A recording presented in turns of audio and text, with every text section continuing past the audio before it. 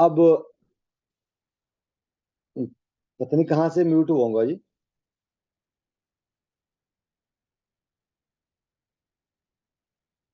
जब ब्रह्मा जी जब इसके थी तो अब बड़ी प्रसन्न हो गई कि अब मुझे तो एक महापराक्रमी पुत्र बजरंग प्राप्त हुआ, जिसने देवताओं पर विजय पाई और देवताओं को अपने अधीन कर लिया, उन्हें बंदी बनाया। तो दीदी बदल हो गई। फिर एक बार ब्रह्मा जी कश्यप को साथ लेकर के बजरंग के पास जाते हैं और बजरंग को समझाया कि देखो, देवताओं को बंधन मुक्त की आप करो। और बजरंग मान गया, क्योंकि बजरंग शिव भक्त था। इंद्र को एक बार ये बजरंग बोला कि हे इंद्र, तू तो बड़ा स्वार्थी है, दुष्ट है। तूने मेरे भाइयों को जन्म लेने के पश्चात जन्म गर्भावस्था में ही मारने की कोशिश की, और इसलिए मैंने तेरा राज्य तुझसे छीना।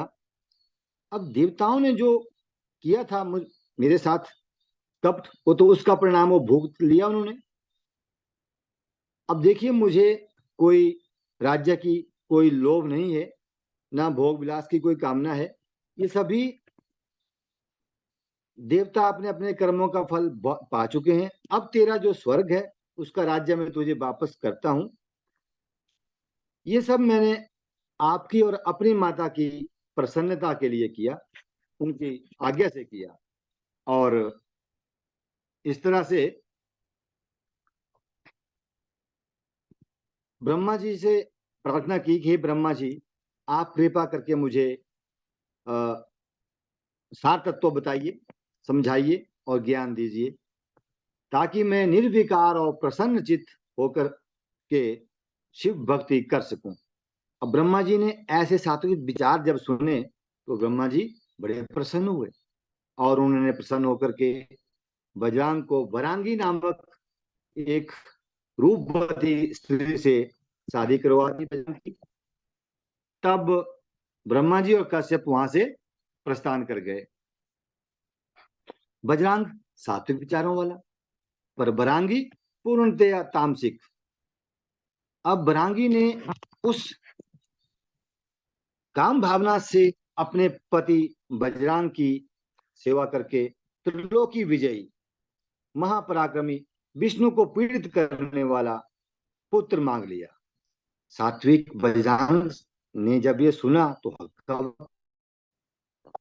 उसने अपनी पत्नी को समझाया कि देख बरांगी, मुझे देवताओं से बैर भाव अच्छा नहीं लगता, तुम ऐसे बैर भावना को त्याग दो। और बरांगी मानी नहीं, और सोचा कि यदि मैं ऐसा वरदान दे दूं तो महात्मा देवता ऋषि मुनि सबको कष्ट होगा, और ना दूं तो मैं पत्नी की इच्छा को पूर्ण ना करके नरक का भागीदार बनूंगा। और अंततः कुल मिलाकर के अब बजरंग को पत्नी की बात माननी पड़ी। तो कहना ही पड़ा कि हे प्रिय, तुम्हारा मनोरथ पूर्ण होगा। अब उसके मनोरथ हेतु बजरंग ने कई वर्षों तक तप किया। ब्रह्मा जी प्रसन्न हुए और कहा, पुत्र वर मांगो। बजरंग बोला, हे ब्रह्मदेव, हमारा पुत्र सामर्थ्यवान, हितकारी, तपोनिधि और पराक्रमी हो। तथास्तु ब्रह्मा जी कह गए। पुत्र और अपने लोक हेतु ब्रह्मा जी चले गए। अब समय आया कि दसों दिशाओं को प्रकाशित करने वाला पुत्र उत्पन्न हुआ।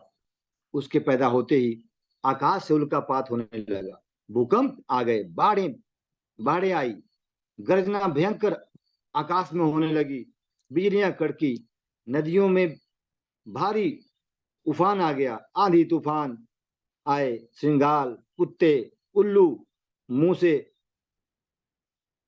आग उगलने लगे, गायों के स्तनों से खून, दूध की जगह खून बहने लगा। सूर्य को राहु का ग्रास लगा। इस प्रकार के अनेक उपद्रव होने लगे।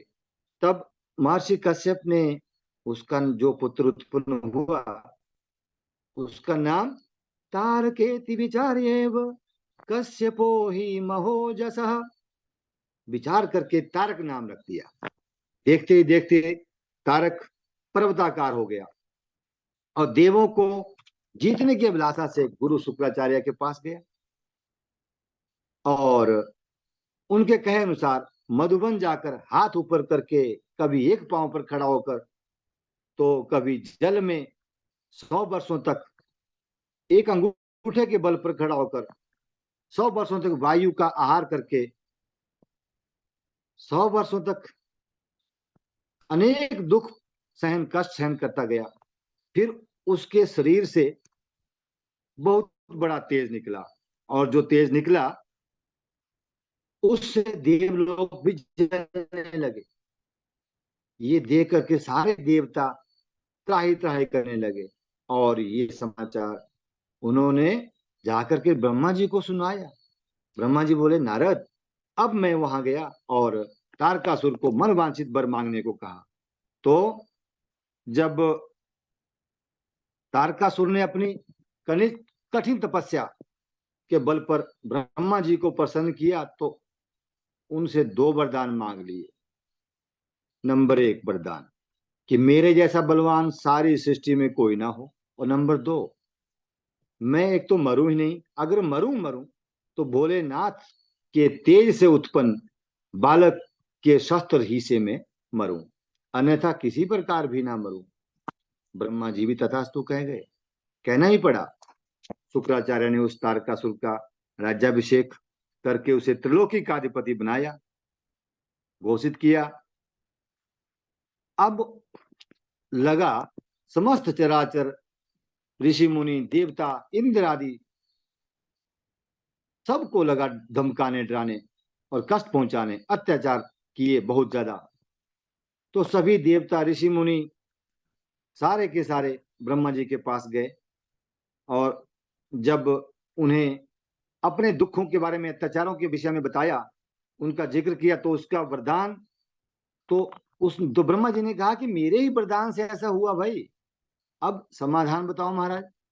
कि देखिए समाधान एक है कि महाराज क्या, कि शिव जी का जो औरस पुत्र होगा उसी के द्वारा इस दैत्य का अंत होगा।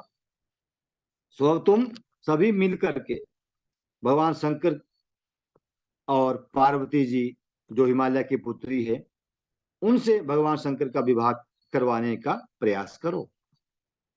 तब ब्रह्मा जी तारकासुर को समझाने गए कि वो स्वर्ग को छोड़ दें, मैंने उन्हें पृथ्वी पर राज्य करने को कहा था, स्वर्ग पर नहीं। तो अब तार्क भी पृथ्वी पर शोणितपुर नगर बसाकर वहां रहने लगा, शासन करने लगा। और अब देखो, देवता हो या दानव, समय तो सभी का आता है, सभी पर आता है, और समय सदा एक सा भी नहीं रहता, समय परिवर्तनशील है। तो वैसा ही हुआ। अब इंद्र ने देवताओं से सलाह मशवरा किया और कहा कि देखो देवताओं, भगवान शंकर तो अकाम योगी हैं, फिर उनका विवाह पार्वती से करवाना होगा, तभी शिवपुत्र उत्पन्न होगा। तो इसके लिए तो जो चयन किया गया, तो शिव में काम जगाने हेतु रति और कामदेव को चुना गया। तो जब रति और कामदेव बुलाए गए, उनका आह्वान किया गया, और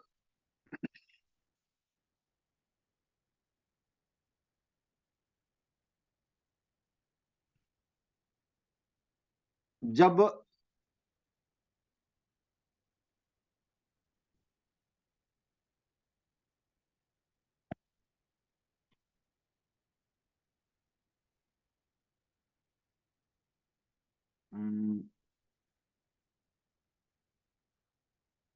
2 मिनट जी। तो अब ब्रह्मा जी जब जैसे ही रति रति और कामदेव अ, दोनों का काम है मोहित करना और काम भावना जगाना, तो दोनों को शिव जी को मोहित करने के लिए कहा गया। शिव पार्वती के साथ विवाह करके ही देवताओं ने कहा कि हमारी कार्य सिद्धि होगी। अब दोनों कामदेव और रति ने वन उपवन बसंत जैसा मनमोहक वातावरण बनाया। भंवरे गुंजार करने लगे, मोर नाचने लगे, कोयलें कूकने लगी, यानी हर प्रकार से शिव जी को कामोत्तेजित किया। अब भोलेनाथ तो भोले हैं, अचंभित हो गए, तपस्या ध्यान साधना में लीन थे। तो ब्रह्मणानां तथा शब्दा विविधा अभवन् मुने मनोहराश्च सर्वेषां कामोदीप करापि। रामचरितमानस में भी वर्णन आता है, सबके हृदय मदन अभिलाषा लता निहारी नवही तरु शाखा नदी उमगी अम्बुधि कहूँ धाई संगम करही तालाब तलाई जहाँ असी दशा जड़न के वरनी को कहीं सकई सचेतन करनी पशु पक्षी नभ जल थल चारी भय काम बस समय विसारी। सभी जड़ चेतन पदार्थों में काम संचित होने लगा और शिव को मोहित ना कर पाए। भला अग्नि सम प्रचंड नेत्रधारी शिव क्या कभी मोहित हो सकते हैं? अर्थात नहीं। कामदेव लगे थर थर कांपने। तभी वहां पार्वती दिव्य श्रृंगार करके सखियों सहित पूजा करने आई। जब शिव जी ने पार्वती को देखा, ध्यान मुक्त हुए। बस महाराज फिर क्या था। तो अब कामदेव जी ने पार्वती में शिव की रुचि बढ़ाने हेतु जो धनुष पर पुष्प बाण चढ़ाया, महादेव पर दे मारा कि शिव अकाम थे, सकाम हो उठे। विचार किए, मैं यदि इस सुंदरी का आलिंगन कर लूं तो बहुत आनंद आएगा। आहा, कितना आनंद आएगा। और तुरंत सोचे दोबारा, अरे ये क्या, यदि मुझ जैसा विरागी ऐसा रागी बन गया तो सांसारिक पुरुषों की मनुष्यों की क्या दशा होगी। अरे मैंने तो प्रेम बस अन्य अन्य स्त्री का चिंतन करके शास्त्रीय मर्यादा का भंजन किया है। कौन कुकर्मी मेरे चित्त को भ्रमित कर बैठा। कीन में विकृताम चित्तम कृतम अत्र कुकर्मिणा। और क्रोधावेशित होकर के बाईं ओर जैसे ही देखा तो कामदेव दिखे। तीसरा नेत्र खुल गया, कामदेव जल करके भस्म, स्वाहा। रति बेसुध हो गई, शिव से प्रार्थना की कि और कारुणिक स्तुति करने लगी। प्रलाप करती हुई बोली कि रोई। भगवान शिव जी कहे, देवी रति, मेरे क्रोध से जो कुछ हुआ अब वो अन्यथा तो होगा नहीं, ये तो होके होना ही था। अब तुम ऐसा करो, रो मत। मैं तुम्हें वरदान देता हूं कि तुम्हारा पति बिना शरीर के अनंग रूप से सबको प्रभावित करेगा। जब द्वापर में मैं श्री कृष्ण जब द्वापर में श्री कृष्ण दुष्टों के विनाश हेतु अवतरित होंगे, तभी कृष्ण जी का विवाह रुक्मणी से होगा और रुक्मणी के गर्भ से तुम्हारे पति प्रद्युम्न नाम से उत्पन्न होंगे। बोलिए भगवान सदाशिव भगवान की जय। द्वारकायां सदा यदा स्थित्वा पुत्रानुत्पादिष्यति तदा कृष्णस्तु रुक्मण्यां कामम् उत्पादिष्यति। सम्रासुर दैत्य उस बालक प्रद्युम्न को हरण करके समुद्र में फेंक देगा और तुम रति उस दैत्य के नगर में निवास करोगी। अब उस फेंके हुए प्रद्युम्न को समुद्र में मछली निगल जाएगी और ये मछली सम्रासुर के रसोइया उठा के लाएंगे और सम्रासुर के नौकर उठा के लाएंगे और रसोइये काटेंगे इसको, तभी उसमें से प्रद्युम्न निकल पड़ेगा। हे देवी रति, तुम उस बालक का पालन पोषण करोगी और समय आने पर युवा होकर वही बालक सम्रासुर का अंत करेगा। दैत्य का सारा धन लेकर के तुम्हारे साथ द्वारिका जाकर मेरा गण बन करके तुम्हारे साथ आनंद पूर्वक रहेगा। ये सारा वृत्तांत कह करके शिव जी अंतर ध्यान हो गए। पर ये भी कह गए साथ में कि किसी से कहना मत, इस बात को रहस्यमय ही रहने देना। अब शिव जी के तीसरे नेत्र से जो क्रोधाग्नि निकली, भाई उसका क्या करें? वो तो कामदेव को तो भस्मीभूत कर ही गई, पर उस अग्नि को कहां डाले, क्या करें, कौन संभाले? ये प्रश्न विकराल मुंह पसारे उपस्थित खड़ा हो गया। तब तीनों लोग जलने लगे उस अग्नि से। देवताओं के निवेदन वंदन स्तुति से शिव जी की स्तुति की, और तभी ब्रह्मा जी ने उस ज्वाला को अपने हाथ में लिया, परंतु हाथ में भी नहीं वो ज्यादा समय तक रख पाए। तब जाकर के समुद्र देव के पास गए, उनको मनाया कि सृष्टि के प्रलय काल तक इस क्रोधाग्नि को धारण करें। फिर ब्रह्मा जी अपने ब्रह्मलोक के लिए प्रस्थान किए। कामदेव के भस्म होने पर पार्वती भगवान शंकर के प्रेम में व्याकुल हो गई थी। घर पहुंची, पर यहां उसे शिवजी की वियोग विरह वेदना सताने लगी। जगाम शोकम शैलेशो सुताम दृष्ट्वाति विहवलाम, सुताम दृष्ट्वाति विहवलाम। पुत्री को विरह वेदना में व्याकुल तड़पते हुए देख करके हिमालय दास बड़े दुखी हुए। उतने में नारद जी, जो पार्वती के गुरु थे, वहां पर आन पधारे।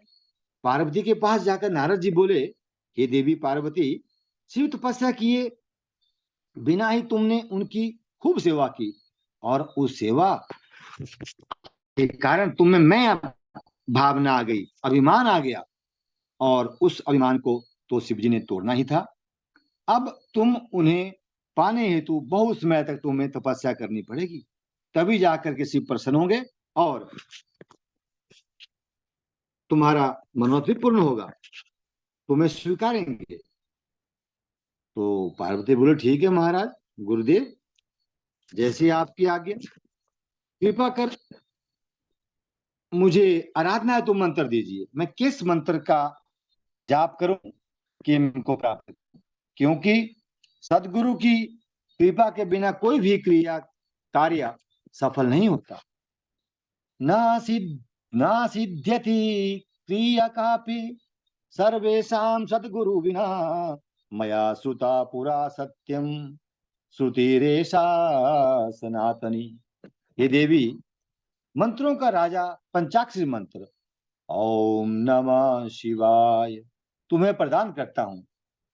सभी मनोरथ को पूर्ण करने वाला है ये मंत्र, इसका जाप करो, तभी तुम्हें शिव दर्शन होंगे। पार्वती को तपस्या की आज्ञा पिता से तो मिल गई सहर्ष, पर माता मैया बड़ी चिंतित हुई कि जंगल में जाएगी, जंगली जंतुओं का भय, कितने विकट परिस्थितियां वहां होगी, और ये राजघराने में पली राजकुमारी कहां सहन कर पाएगी। ना बाबा, मैं तो नहीं भेजती तुझे, तू यहीं बैठ। अब पार्वती ने वन में जाने के लिए मैना माता से भी हट कर लिया, मैं तो जाके ही रहूंगी, तपस्या करूंगी। तो माता को भी मजबूर होकर के भेजना पड़ा, क्योंकि बच्चों के आगे माता पिता को भी हार माननी पड़ती है।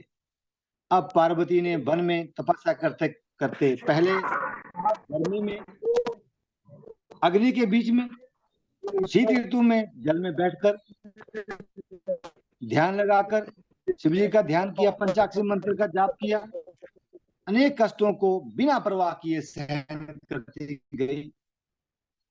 और पहले फलाहार छोड़ा, फिर पत्तों का किया, फलाहार का आहार किया, और फिर निराहार रह करके कठिन तपस्या करके मग्न शिव साधना में मग्न हो गई। जब माता पार्वती ने पत्ते त्यागे तो मुनियों ने उन्हें नाम दिया अपर्णा। बोली अपर्णा माता की जय। अब देवी को तपस्या करते करते 3000 वर्ष बीत गए, कठिन तपस्या। देख करके ऋषि मुनि सराहना किए, भाई ऐसी तपस्या कभी नहीं देखी किसी की भी, और ये तो राजकन्या है। अब तो चूहा और बिल्ली साथ साथ, शेर गाय साथ साथ, ऋषि मुनि सारे सराहना किए, बंदर कुत्ता भी साथ साथ, जातिगत बैर भावना भूल गए, और जीव जंतु भी माता की तपस्या के प्रभाव से प्रेम पूर्वक साथ में रहने लगे, सारा बैर विरोध भूल करके। अब सारी त्रिलोकी तप उठी। अब सभी देवता, ऋषि मुनि, ब्रह्मा विष्णु सहित शिव जी के पास गए, और पर पूछे कोई नहीं उनसे, डरे कि हमारे कष्टों का निवारण करने करें और शिवा से विवाह करें, ऐसा कोई नहीं पूछे। क्यों? क्योंकि भाई कामदेव भी तो वैसे ही भस्म हुए थे जब वो सामने आए थे, तो डर के मारे कोई नहीं बोले कुछ भी, डरे कि ऐसा ना हो हम भी कामदेव की तरह स्वाहा। अब नारद जी भी इन सभी के साथ मिल गए और स्तुति की शिव जी की, हे भूत भावन हमारी रक्षा करें, हम आपकी शरण में हैं। तो शिव जी कहे, आप सभी मेरे पास क्यों आए भाई, कारण बताइए। विष्णु जी कहे, हे भोलेनाथ, हमें दुखी करने वाला, अपने अपने स्थानों से निकालने वाला एक ही दानव है, और वो है तारकासुर। आपके द्वारा पार्वती संग विवाह करने उपरांत आपकी जो और पुत्र होगा कार्तिकेय कुमार, उसके द्वारा उसकी मृत्यु संभव है, अन्यथा नहीं। तब शिव जी बोले, देखो विष्णु सहित सभी देवताओं, मुझे पार्वती संग विवाह हेतु बाध्य मत करो। अगर मैं पार्वती को स्वीकार कर लूं तो सभी देवताओं सहित ऋषि मुनि भी सकाम हो उठेंगे, परमार्थ का मार्ग भूल जाएंगे। दुर्गा मृत कामदेव को पुनः जीवित कर देगी। और इतना कहकर फिर शिव जी ध्यान में मग्न हो। अब नंदिकेश्वर से सभी ने शिव जी को प्रसन्न करने का उपाय पूछा। वे कहे, महाराज विष्णु जी, बस एक ही उपाय है, प्रार्थना करो शिव जी से, क्योंकि बाबा तो भक्तों के भी भक्त हैं, भक्तों में मगन रहते हैं। तब सभी ने स्तुति की कि हे प्रभु, आप ही सब लोगों के नाथ, माता पिता और ईश्वर हो। आप ही शंभु, ईश, शंकर और दयालु हो। त्वं नाथ सर्वलोकानां पिता माता त्वमीश्वरः, शंभुरीश शंकरोसि दयालुस्त्वं विशेषतः। शिव जी प्रसन्न होकर कहे, हे देवताओं, मैं आपके कष्टों और तारकासुर के अत्याचारों से परिचित हूं। इन कष्टों से को दूर करने के लिए मुझे पार्वती से अवश्य विवाह करना होगा। शिव मौन हो गए, और तभी देवता अपने लोक के लिए चले गए। अब भोलेनाथ जी ने पार्वती की परीक्षा हेतु सप्तऋषियों को भेजा। अब जब सप्तऋषियों को आहूत किया, बुलाया, सातों महात्मा आकर के शिव जी से स्तुति किए, शिव जी की स्तुति किए। देव देव महादेव करुणा सागर प्रभो, जाता वयम सुधन्य ही त्वया यद अधुना समृता। हे महादेव, आप करुणा सागर हो, हम धन्य हुए जो आपने हमें याद किया। प्रभु, हम आपके दास हैं, आपकी आज्ञा सिरोधार्य। तब शिव जी ने ऋषियों को गौरी शिखर पर भेजा, पार्वती के प्रेम की परीक्षा लेने का आदेश दिया। ऋषि वहां पर पहुंचकर पार्वती की अनेक छल कपट से टेस्ट लेने लगे। पार्वती का कहे, देवी प्रणाम, इतना कठोर तप किस लिए? हे ऋषि सप्तमो, प्रभु शंकर जी को पाने हेतु नारद जी की आज्ञा से ये तप कर रही हूं, ऐसे नहीं, क्योंकि वही तो मेरे प्रभु ही तो मेरे सर्वस्व हैं। हे देवी, क्या आज तक नारद जी के द्वारा किसी का भला हुआ है क्या? वे तो जहां भी जाते हैं कलह साथ लेकर के, और जब आए तो पीछे कलह शुरू। और शिव, ये तो निर्गुण कुवेशधारी कपाली, दिगंबर, सर्पधारी बैरागी हैं, इनके लिए कैसी तपस्या? इन्हें त्याग विष्णु जी से हेत लगाइए, वही आपके योग्य हैं, सुंदर हैं, पीताम्बरधारी हैं। तब पार्वती जी बोली, हे ऋषि वृंद, यदि इस जन्म में मैं शिव से नहीं विवाह कर पाई तो दूसरा जन्म लूंगी, बार बार जन्म लूंगी, पर करूंगी विवाह शिव जी संग ही। और चाहे मुझे घोर से घोरतम तपस्या करनी पड़े, कोई चिंता नहीं। अब पार्वती के संकल्प को अटल जानकर अंततः ऋषि उसे आशीर्वाद दे करके सदाशिव के पास लौटे। अब शिव जी के द्वारा पार्वती की परीक्षा हुई, तो शिव जी ने, अब ऋषियों के द्वारा ली गई परीक्षा के में पार्वती तो प्रथम आई। शंकर जी ने स्वयं उनकी परीक्षा लेने के लिए एक ब्राह्मण का रूप बनाया और उसके पास गए। पार्वती स्वयं एक ब्रह्मचारिणी के वेश में, ब्राह्मण वेश धारी शिव जी को देखकर अति प्रसन्न हुई और फल फूलों से उनका स्वागत किया। फिर पूछा, हे विप्रवर, आप कौन, कहां से पधारे?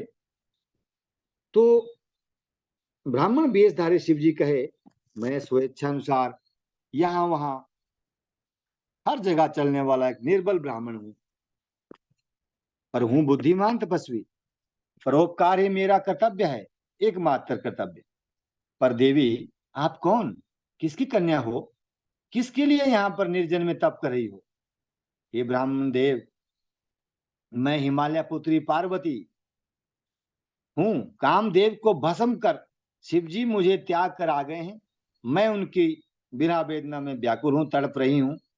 पिता का घर त्याग कर उन्हें अपने प्रभु को पाने हेतु घोर से घोरतम तप कर रही हूं, अपने प्राण वल्लभ को पाने के लिए। अब मैं अग्नि में प्रवेश करने जा रही हूं, आपके कारण रुकी, अन्यथा आपको अब तक चली गई होती। मैं हर जन्म में शिव जी को ही वर्ण करूंगी। और तभी अग्नि में प्रवेश कर गई, पर अग्नि भी शांत हो गई, नहीं जला पाई। चंदन सम शीतल भई अग्नि। फिर ब्राह्मण बोले, देवी, अग्नि भी तुम्हें जलाने में असफल है, अपना मनोरथ बताइए। तो पार्वती बोली, हे ब्राह्मण देव, मैं मन कर्म वचन मनसा कर्मणा वाचा द्वारा शंकर जी का वर्णन कर लिया है मैंने। मैं अभी तक उनकी प्राप्ति हेतु कठिन तपस्या में लीन हूं। देखो देवी, बुरा मत मानना, गुरु कृपा द्वारा मैंने शिव जी को जान लिया है। वे तो शमशान भस्मालेपी हैं। भूत पिशाच, डाकनी, शाकनी, पिशाचनी, सांप बिच्छू आदि को अपना परिवार मानते हैं। ना तो उनका कोई माँ बाप है, ना आगे ना पीछे। ऐसे महादेव के पीछे तुम क्यों पड़ी हो? तुमसे पहले सती दक्ष की कन्या ने उन्हें वर्ण किया था, और सती ने भी अपने आप को दक्ष यज्ञ में स्वाहा कर दिया था। तो क्या मिला? कुछ नहीं। तो देखो पार्वती, तुम सुशील हो, सुंदर हो, राजकन्या हो, गुणवती हो। इंद्र, विष्णु आदि इनमें से किसी को भी अपना वर चुन लो, उन संग रहोगी तो सुख भोगोगी। पर उन दिगंबर जिनके पास ना अपना घर तक नहीं है, शमशान ही जिनका घर है, उन रुद्र शिव के साथ विवाह करके क्यों अपना भविष्य और सुख सुंदरता को बलि चढ़ा रही हो? ये सब सुन पार्वती कहने लगी, क्रोध भी आया। हे विप्र, विष्णु के सांसों के द्वारा जिन्होंने वेद पढ़ा, विष्णु को सांसों द्वारा जिन्होंने वेद पढ़ाए, जो मृत्युंजय है, चराचर जगत के पिता हैं और पालक हैं, संहारक हैं, ब्रह्मा विष्णु भी जिनसे रक्षा पाते हैं, आठों सिद्धियां, नौ निधियां उनकी दास हैं। मैं ऐसे प्रभु को छोड़ करके किसी और से कैसे वर्ण कर सकती हूँ, किसी और का कैसे वर्ण कर सकती हूँ? पाप है मुझे किसी और के विषय में सोचना। जानते हो, शिव निंदक को तो नरक तक में भी जगह नहीं मिलती। उनके निंदक के सारे पुण्य नष्ट हो जाते हैं। इसलिए ये भी प्रबर मुझे मेरे महादेव पर पूर्ण आस्था ही नहीं, पक्का श्रद्धा विश्वास है कि वे मेरे मनोरथ को पूर्ण करेंगे, अवश्य पूर्ण करेंगे। और फिर पुनः शिव साधना में मगन हो गई। जब ब्राह्मण वेशधारी शिव निंदा करने से रुका नहीं, तो पार्वती ने अपनी सखी विजय से कहा, ये सखी विजय, शिव निंदा सुनने वाला भी पाप का ही भागीदार होता है, पर शिव निंदक तो मारने योग्य है। यदि ऐसा ना हो तो शिव भक्त को स्वयं वह स्थान वहां से छोड़ देना चाहिए, त्याग देना चाहिए। इतना कहते ही पार्वती वहां से कहीं अन्यत्र जाने लगी। तभी ब्राह्मण वेशधारी शिव जी तुरंत अपने वास्तविक रूप में आन पधारे। बोले, कुत्र यस्यामि माहित्वा न त्वं त्यज्या मया पुनः, प्रसन्नोऽस्मि वरं ब्रूहि, नादेहं नादेयं विद्यते तव। पार्वती, तुम कहाँ जा रही हो? तुम्हें तो